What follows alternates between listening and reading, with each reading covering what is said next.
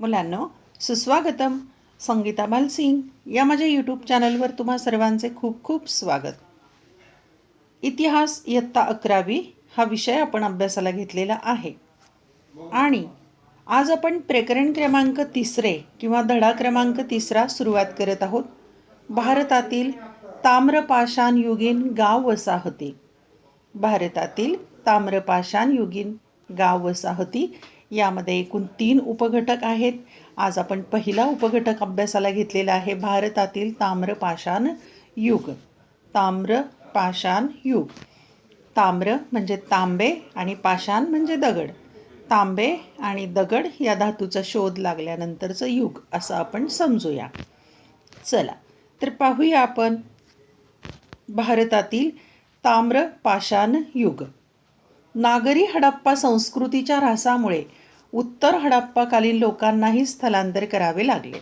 आपण या मुद्द्याचा मागील प्रकरणात अभ्यास केला आहे की हडप्पा संस्कृतीचा नाश झाला किंवा ऱ्हास झाला आणि लोकांनी स्थलांतर केलेलं आहे. एका ठिकाणाहून दुसऱ्या ठिकाणी ते गेलेत. नागरी हडप्पा आणि उत्तर हडप्पा संस्कृतीचे लोक जेथे जेथे पोचले तेथील स्थानिक संस्कृतींमध्ये ते मिसळून गेले. हे लोक जिथे स्थलांतर केलेले आहेत त्यांनी त्या स्थानिक लोकांच्यात ते मिसळून गेलेले आहेत आणि त्या त्या ठिकाणी नवीन ग्रामवसाहतींच्या स्वरूपाच्या नवीन संस्कृती उदयाला आल्या आणि तिथे पण नवीन ग्रामवसाहती निर्माण झालेल्या आहेत. उत्तर हडप्पा काळात हडप्पा नगराच्या अवशेषांवर वसलेल्या वसाहतींची घरबांधणी, तिथली जी आहे घरांची बांधणी, ग्रामवसाहतींची रचना यामध्ये नागरी हडप्पा संस्कृतीच्या काळातील शिस्त आढळत नाही. हे विशेष आहे. पहा की ज्याप्रमाणे हडप्पा संस्कृती शिस्तबद्ध होती किंवा नगररचना अतिशय उत्कृष्ट होती, तशा प्रकारची रचना या काळामध्ये आढळत नाही आहे. त्यांच्या हडप्पा येथील एच, हे लक्षात ठेवा, एच या नावाने निर्देश केलेल्या दफनस्थळातील मिळालेल्या अस्थिकुंभावरील नक्षीचे नमुनेही वेगळ्या प्रकारचे आहेत. दफनस्थळामध्ये जे अस्थिकलश ठेवत असत त्या कुंभावरील नक्षी, मडक्यावरील नक्षी, वेगवेगळे नमुने तिथे मिळालेले आहेत आणि त्यामध्ये चंद्र, सूर्य, मासे, हरिण, मोर अशा प्रतीकांचा उपयोग केलेला दिसतोय की प्राण्यांचा वापर केलेला आहे. इथे चित्र पहा. हडप्पाच्या एच दफनस्थळ म्हणजे स्मशानभूमी येथील कुंभावरील नक्षी, एका मडक्यावरील नक्षी इथे दिसते. पहा चित्रामध्ये मोर आणि पक्ष्यांचा वापर आहे. मोराच्या पोटात मृताचे शरीर दाखवलेले आहे. या मोराच्या पोटामध्ये मृताचं शरीर दाखवलेलं आहे. थोडक्यात उत्तर हडप्पा संस्कृतीची वैशिष्ट्ये काही वेगळी होती. म्हणजे उत्तर हडप्पा संस्कृती जी आहे तिची वैशिष्ट्ये वेगळी आहेत. उत्तर हडप्पा संस्कृतीचे लोक वैदिक आर्य असावेत असे काही तत्त्वज्ञांचे मत आहे. ते लोक जे आहेत ते वैदिक आर्य असावेत असं मत आहे. मात्र उत्तर हडप्पा संस्कृतीचे लोक नागरी हडप्पा संस्कृतीच्या जे लोकांच्या पुढील पिढ्या होत्या की ते आर्य होते हे ठरवण्यासाठी अधिक संशोधनाची आवश्यकता आहे. मात्र इथे संशोधन करणं गरजेचं आहे की ते आर्य होते की हडप्पा संस्कृतीमधीलच पुढच्या पिढ्या होत्या, याचा अभ्यास होणं गरजेचं आहे, संशोधन होणं गरजेचं आहे. पुन्हा एकदा थोडक्यात माहिती पाहूया. नागरी हडप्पा संस्कृतीच्या आधी नवाश्मयुगीन ग्रामवसाहती अस्तित्वात होत्या. हे सगळं आपण अभ्यासलेलं आहे. त्यांना तांब्याच्या वस्तू बनवण्याचे ज्ञान होते. तेथील लोकांना मातीची भांडी घडवण्याची कला प्राप्त झाली होती. तांब्याच्या वस्तू, मातीची भांडी याचा अभ्यास झाला आहे. त्यायोगे तत्त्वज्ञानाचा विकास आणि व्यापारात वाढ होऊन त्या समृद्ध होत गेल्या आणि त्या समृद्ध संस्कृती होत्या आणि हडप्पा नगरांची उभारणी झाली आणि त्यातूनच हडप्पा नगरांची, विकसित शहरांची वाढ झालेली आहे. ते आपण अभ्यासलं. चाकावर भांडी घडवणं, गहू आणि बार्लीची शेती, तांब्याच्या वस्तू बनवणे यासारख्या गोष्टींचे ज्ञान असणारे नागरी हडप्पा आणि उत्तर हडप्पा संस्कृतीच्या लोकांजवळ होते. म्हणजे हे ज्ञान त्यांच्याजवळ होतं. तांब्याच्या वस्तू आणि चाकावर भांडी घडवायची, गहू आणि बार्लीची शेती करायची. ते जेथे जेथे गेले, मग हे लोक जिथं जिथं गेले तिथे ते ज्ञान घेऊन गेलेले आहेत. तेथील स्थानिक लोकांनाही त्यांनी ते शिकवलेले असणार आणि ते ज्ञान स्थानिक लोकांना त्यांनी जिथे राहायला गेले तिथे त्यांनी ती शिकवलं. त्याद्वारे प्रादेशिकतेनुसार वैशिष्ट्यांचे वैविध्य दर्शवणाऱ्या ग्रामवसाहतींच्या स्वरूपातील नवीन संस्कृती उदयाला आल्या. त्यामुळे एक नवीन प्रकारची संस्कृती निर्माण झालेली आहे आणि या संस्कृतींना ताम्रपाषाणयुगीन संस्कृती असं म्हणतात. ताम्रपाषाणयुगीन संस्कृती. ताम्रपाषाणयुगीन संस्कृती म्हणजे तांबे आणि दगड या दोहोंची हत्यारे वापरणाऱ्या लोकांची संस्कृती. तांबे आणि दगड या दोन्हींच्या सहाय्याने हत्यारे तयार केलेली आहेत असे वापरणारे लोक किंवा तशी संस्कृती. आणि या संस्कृतीमध्ये तांब्याचा वापर होत असला तरी सगळ्यात महत्त्वाची गोष्ट तरी तो मर्यादित स्वरूपाचा होता. काही खूप जास्त प्रमाणात नव्हता, तर लिमिटेड, मर्यादित. भारतात राजस्थान, गंगेचे खोरे, गुजरात, बिहार, बंगाल, ओडिशा, मध्य प्रदेश आणि महाराष्ट्र येथे ताम्रपाषाणयुगीन संस्कृती सापडलेल्या आहेत. हे पुरावे सापडलेले आहेत. पहा, भारतातली ठिकाणं आहेत राजस्थान, गंगेचे खोरे, गुजरात, बिहार, बंगाल, ओडिशा, मध्य प्रदेश आणि महाराष्ट्र इथल्या संस्कृतीचा आपण अभ्यास करणार आहोत. चला तर पाहूया राजस्थान ताम्रपाषाणयुगीन संस्कृती. राजस्थानमधील त्यातलं एक ठिकाण दिलेलं आहे आहाड किंवा बनास संस्कृती म्हणतात. राजस्थानमध्ये आहे ही. भारतातील ताम्रपाषाणयुगीन संस्कृती हडप्पा संस्कृतीनंतरची आहे, पण हे लक्षात ठेवायचं, हडप्पा संस्कृतीनंतरच्या काळातील आहेत. मात्र राजस्थानच्या मेवाड प्रदेशातील आहाड किंवा बनास या नावाने ओळखली जाणारी संस्कृती हडप्पा संस्कृतीची समकालीन होती. ही विशेष बाब आहे. हडप्पा संस्कृतीच्या समकालीन संस्कृती आहे. राजस्थानच्या मेवाड प्रदेशातील नावं लक्षात ठेवा, आहाड आणि बनास. उदयपूर जवळचे बालाथल आणि गिलुंड ही आहाड संस्कृतीची महत्त्वाची स्थळं आहेत. गिलुंड आणि बालाथल आहाड संस्कृतीची महत्त्वाची स्थळं. बालाथल येथील पुराव्यानुसार ती इसवी सनापूर्वी सुमारे 4000 वर्ष इतकी प्राचीन होती. 4000 वर्ष इसवी सनापूर्वी इतकी प्राचीन बालाथल इथे त्याचा पुरावा सापडलेला आहे. उदयपूर जवळच्या आहाड येथे तिचा शोध प्रथम लागला, म्हणून तिला आहाड संस्कृती असे नाव देण्यात आले. आहाड संस्कृती का म्हणतात, तर उदयपूर जवळ आहाड हे ठिकाण आहे, तिथे ती प्रथम पुरावा सापडला म्हणून आहाड संस्कृती म्हणतात. हे गाव आहाड या बनास नदीच्या उपनदीवर बसलेले आहे. बनास नदीचं नाव आहे, तिच्या उपनदीवर बसलेलं आहे आहाड. तिला बनास संस्कृती असेही म्हणतात, म्हणून बनास संस्कृती असं देखील तिला म्हटलं जातं. पुरावस्तू आणि पुरावास्तू.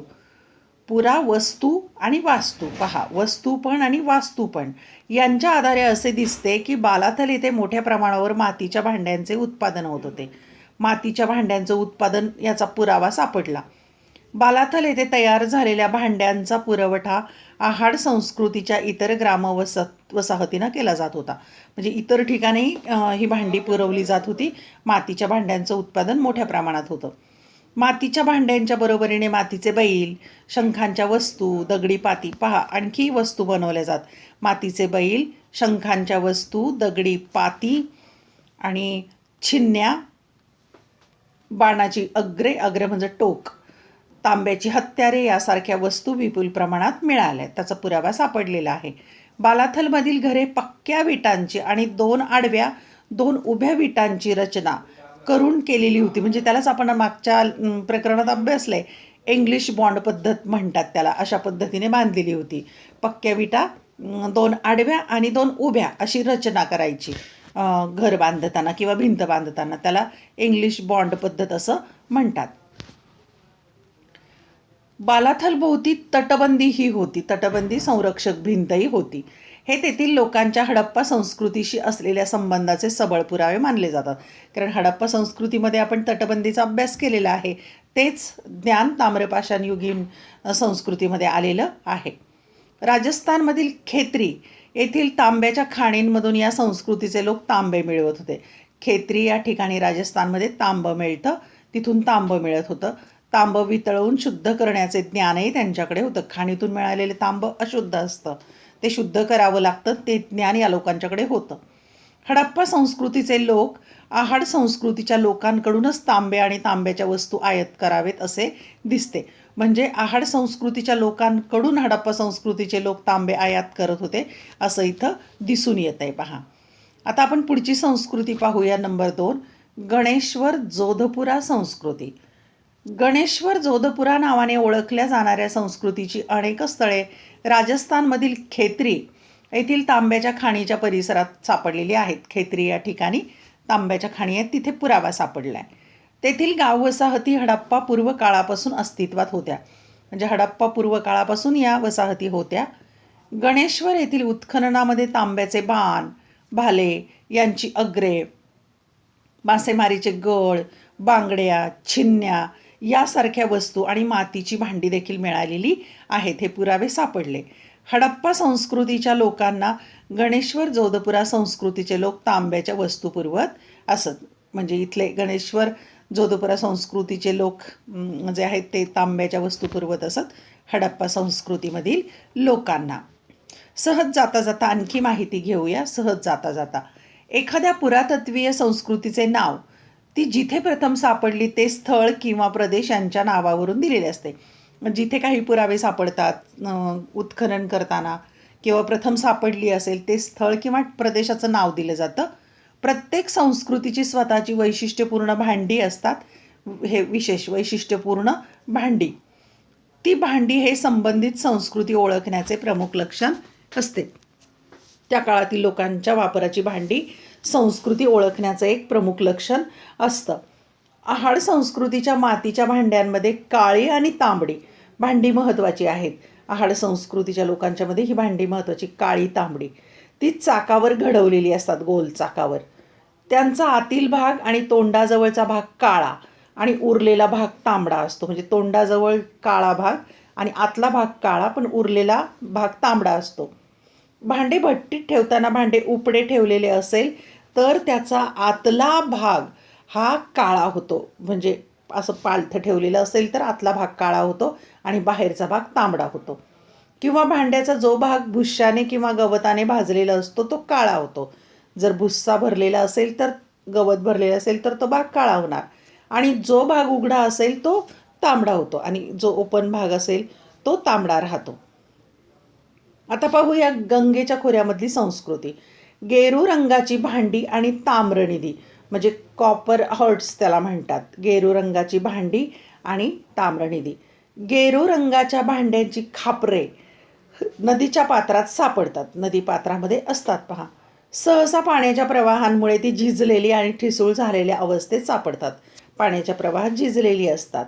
या संस्कृतींची स्थळे पंजाब, हरियाणा, राजस्थान आणि उत्तर प्रदेशचा पश्चिमेकडील भाग एवढा विस्तीर्ण मोठा आहे पहा. गंगेचं खोरं फार मोठं आहे. त्या भागातली ही स्थळं पंजाब, हरियाणा, राजस्थान आणि उत्तर प्रदेशचा पश्चिमेकडचा भाग एवढा विस्तीर्ण भाग आहे. गेरू रंगाची भांडी वगैरे तिथे सापडली, प्रदेशात सापडली आहेत. या संस्कृतीच्या लोकांच्या घराच्या जमिनी व्यवस्थित चोपून तयार केल्या असतात. म्हणजे जमीन व्यवस्थित केलेली असे घराची. त्या घरांच्या आत चूल पण होती तिथे. मातीच्या पक्क्या भाजलेल्या पुरुषरूपी बाहुल्या पण मातीच्या भाजलेल्या, बैल यासारख्या वस्तू मिळालेल्या आहेत. गाई गुरांची हाडे तसेच तांदूळ आणि सातू यांचे अवशेष मिळालेत. पाहता इथे चित्रात दाखवले. ताम्रनिधीतील काटेरी गळ आहे, कुऱ्हाडीचं पातं आहे, नंतर कडे आणि या बाकीचे हत्यारं वगैरे आहेत ही मिळालेले आहेत पहा. त्याच्या आधारे या संस्कृतीचे लोक स्थिर गाव वसाहतींमधून राहत होते आणि ते शेती करत होते. स्पष्ट होते म्हणजे हे स्थिर लोक होते आणि शेती करणारे. गेरू रंगाची भांडी वापरणाऱ्या लोकांच्या या संस्कृतीचा राजस्थानमधील काळ इसवी सनापूर्वी सुमारे 3000 वर्षे इतका प्राचीन आहे. इसवी सनापूर्वी 3000 वर्षे इतका प्राचीन या संस्कृतीचा काळ. ही संस्कृती गंगा यमुनांच्या दुआब म्हणजे त्रिभुज प्रदेशामध्ये, गंगा आणि यमुनेच्या समृद्ध अशा दुआबमध्ये, त्रिभुज प्रदेशामध्ये ही इसवी सनापूर्वी 2000च्या सुमारास नांदत होती. आणखी माहिती पाहूया. भारतातील ताम्रनिधी प्रामुख्याने उत्तर प्रदेश, बिहार, बंगाल, ओडिशा आणि मध्य प्रदेश येथे मिळालेले आहेत.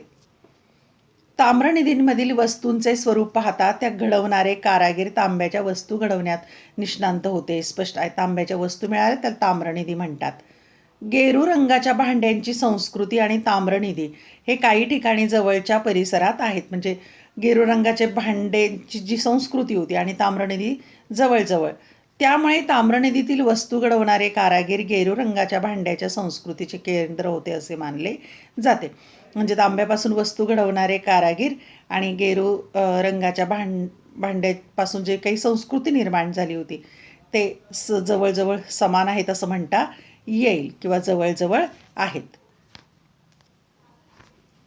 ही संस्कृती म्हणजे हडप्पा संस्कृतीच्या उतरणीच्या काळात स्थलांतर केलेल्या हडप्पा लोकांचे आहे असे काही पुरातत्वज्ञांचे मत होते. आणि ही जी ताम्रपाषाणयुगीन संस्कृती आहे ती हडप्पा संस्कृतीमधूनच जे स्थलांतर केलेलं आहे लोकांनी ते पण होते त्याच्यामध्ये, असं तज्ज्ञांचं मत होतं.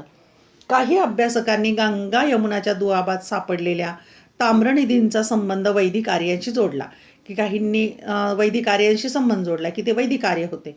परंतु या संस्कृतीचे मूलभूत लक्षण असलेली गेरू रंगाची भांडी आणि ताम्रनिधी यांच्यामध्ये असलेल्या सान्निध्यामुळे ती एक स्वतंत्र संस्कृती असावी असाही एक मतप्रवाह आहे.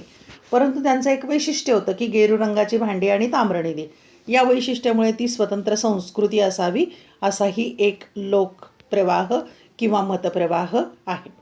आता पुढची संस्कृतीची माहिती घेऊया. ताम्रपाषाणयुगीन पण स्थळ आहे बिहार, बंगाल, ओडिसा. बिहार, बंगाल, ओडिशा आणि मध्य प्रदेशात ताम्रनिधी मिळाले असले तरी गेरू रंगाची भांडी या प्रदेशात मिळत नाहीत. हे विशेष लक्षात ठेवा की या प्रदेशात गेरू रंगाची भांडी नाहीत, फक्त ताम्रनिधी आढळलेले आहेत. या राज्यांमध्ये ताम्रपाषाणयुगीन संस्कृतीची स्थळे उजेडात आलेली आहेत. कोणकोणती ठिकाणं आहेत ती पाहू. बिहारमधील चिरांड, सोनपूर यासारख्या स्थळांच्या उत्खननात काळी आणि तांबडी मातीची भांडी मिळाली. काळी आणि तांबडी मिळाली, गेरू रंगाची नाही. या भांड्यांचे घाट हडप्पा संस्कृतीच्या भांड्यांच्या घाटासारखे आहेत. म्हणजे बनवण्याची पद्धत, रचना जी आहे ती हडप्पा संस्कृतीच्या सारखी. त्यावरून हडप्पा संस्कृतीचे लोक बिहारपर्यंत पोचले होते आणि त्यांचा प्रभाव स्थानिक संस्कृतीवर झाला होता असे दिसते. म्हणजे जे स्थलांतर केलेले लोक होते बिहारपर्यंत पोहोचले होते. बंगाल आणि ओडिशातही काही ताम्रपाषाणयुगीन स्थळांमधील भांड्यांचे घाट मिळालेले आहेत. ते घाट हडप्पा संस्कृतीचा प्रभाव दर्शवणारे आहेत. यामध्ये वाडगे, कुंडे म्हणजे भांडी आहेत ही वापरायची मातीची, यांचा समावेश आहे. मध्य प्रदेश या भागामध्ये संस्कृती पाहू आपण. तिथे आहे कायथा संस्कृती.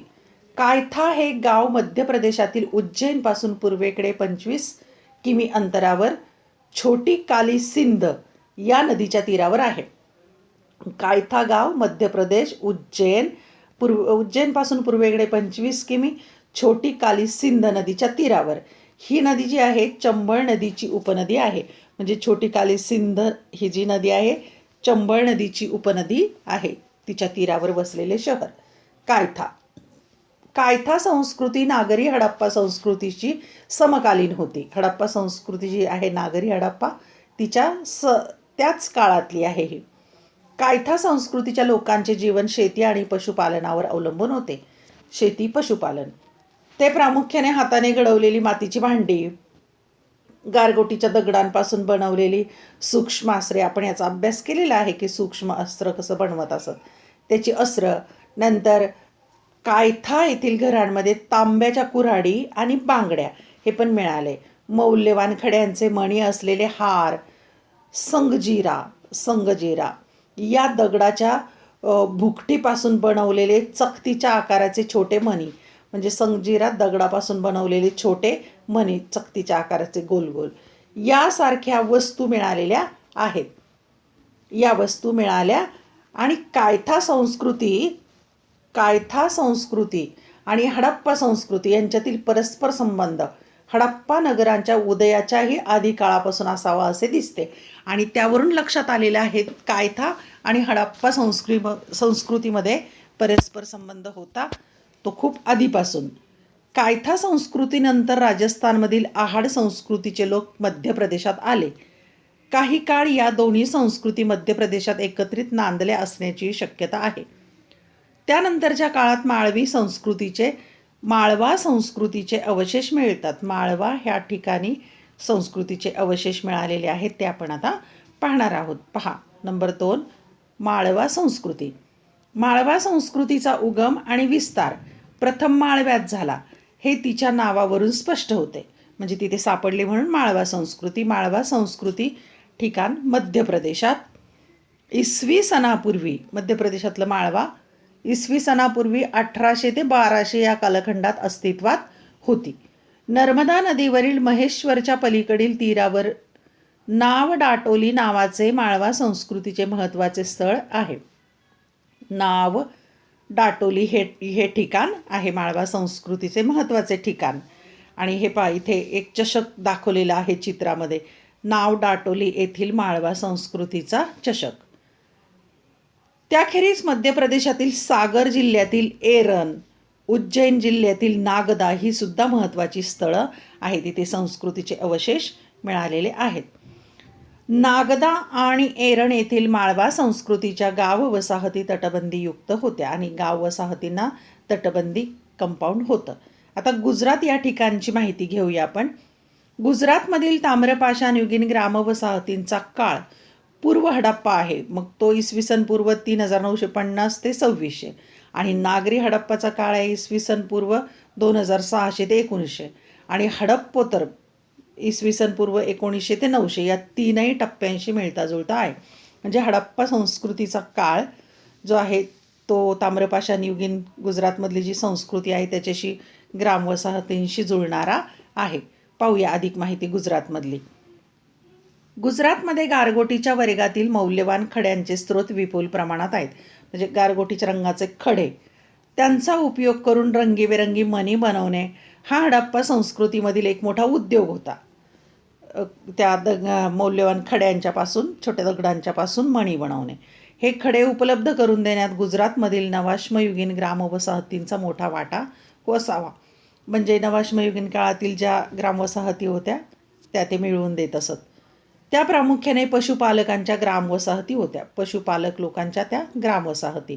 काही ठिकाणी हे लोक निमभटके जीवनही जगत असावेत. म्हणजे काही काळ भटकायचं आणि काही काळ थांबायचं, एका ठिकाणी स्थिर राहायचं असे लोक. गुजरातमधील ताम्रपाषाणयुगीन वसाहतींच्या मातीच्या भांड्यांमध्ये कच्छ, सौराष्ट्र, उत्तर गुजरात असे प्रादेशिक वैविध्य आढळते. तिथे मातीची भांडी जी बनवली जाते ती वेगवेगळ्या प्रकारची आढळलेली आहेत. कच्छ सौराष्ट्रमध्ये, उत्तर गुजरात असे प्रादेशिकतेनुसार वैशिष्ट्य वेगळं आढळतं. इसवी सनापूर्वी 1900च्या सुमारास कच्छ सौराष्ट्रमधील या ग्रामवसाहती उजाड झाल्या. म्हणजे ह्या नष्ट झालेल्या आहेत. इसवी सनापूर्वी 1900 कच्छ सौराष्ट्रमधील ग्रामवसाहती उजाड झाल्या. हडप्पोत्तर काळामध्ये दक्षिण सौराष्ट्रात प्रभास संस्कृती आणि ईशान्य सौराष्ट्रात रंगपूर संस्कृती होत्या. पहा, दक्षिण सौराष्ट्रामध्ये प्रभास संस्कृती आणि ईशान्य सौराष्ट्रामध्ये रंगपूर संस्कृती. या ताम्रपाषाणयुगीन संस्कृतींमधील मातीच्या भांड्यांचे आणि उत्तर हडप्पा संस्कृतीच्या भांड्यांचे रंग आणि घाट, नक्षी याबाबत साम्य होते. म्हणजे दोन्ही संस्कृतीमध्ये भांड्यांचे रंग, घाट, नक्षी याच्या बाबतीत थोडंसं साम्य होतं. त्या इसवी सनापूर्वी 1800 ते 1200 या काळामध्ये अस्तित्वात होत्या. धन्यवाद. व्हिडिओ लेक्चर आवडल्या चॅनल सबस्क्राईब करा, बेल आयकॉन प्रेस करा म्हणजे मी नवीन व्हिडिओ पोस्ट केला की त्याचं नोटिफिकेशन तुम्हाला मिळेल. व्हिडिओ लाईक करा, कमेंट करा, शेअर करा कारण व्हिडिओ पाहायला फुकट आहे. कुठलीही एज्युकेशनल फी नाही. अभ्यासासाठी शुभेच्छा.